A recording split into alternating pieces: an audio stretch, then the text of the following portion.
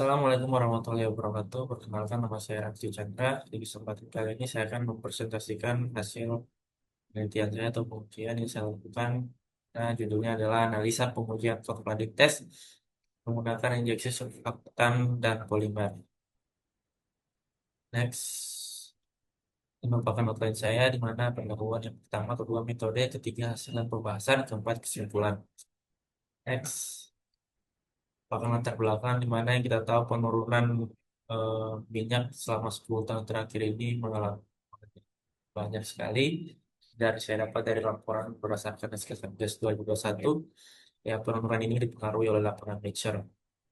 Kemudian mengingat metode konvensional juga hanya mampu mengambil sekitar 20 sampai 40% OIP.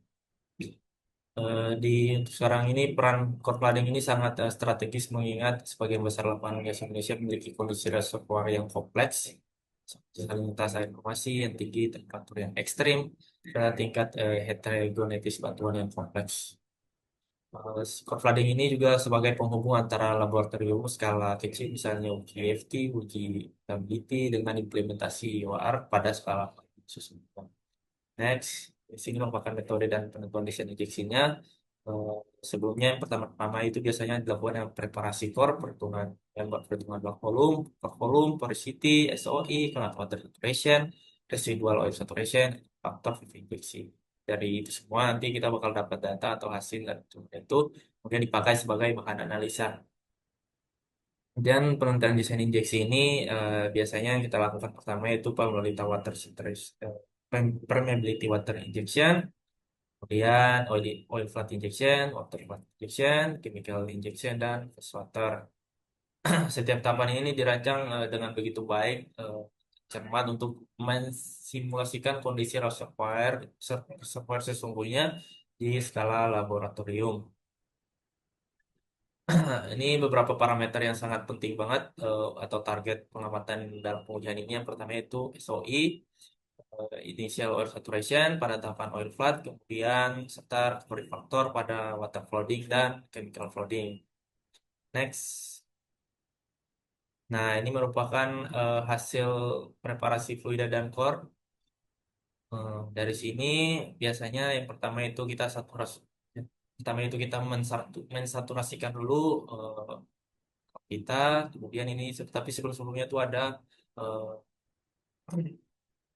kita saring dulu eh, air formasi, air injeksi menggunakan 1 mikron itu untuk kertasnya 1 mikron dan 0,45 mikron guna mencegah apalagi pada pori batuan.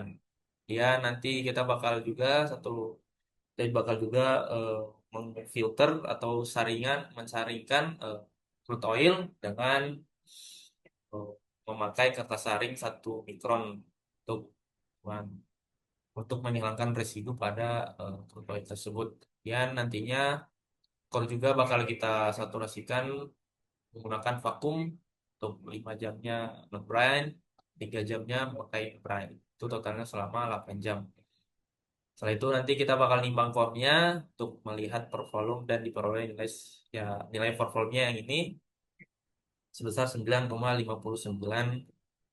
cc. Dan ini merupakannya tabel sifat core-nya, ada property score-nya, dan nilai properties-nya. Selanjutnya, next. Nah, ini merupakan hasil dari core flooding itu sendiri. Mana ini mana merupakan core-nya RC1, dimensinya bawahnya di 1,20. Yang di 2,3 inch. PV-nya di 9,59 inch.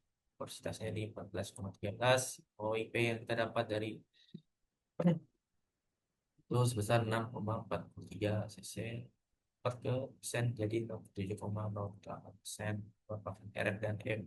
Recovery factor water flooding-nya sebesar 42,30%. Ya, OIP-nya sudah oil plus-nya sebesar 3,71 cc. Nah, ini merupakan recovery factor dari SP 0,3 VV ini. Kemudian eh, nah, dia RFSP ini sebagai menurunkan tegangan antar muka aja. Dia nanti dimaksimalkan di recovery factor di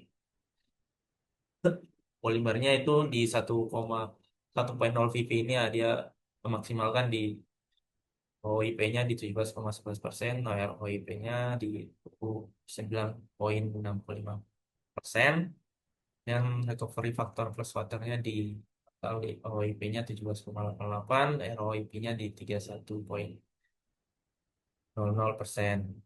Total recovery factor chemical float ini sebesar 77,29%.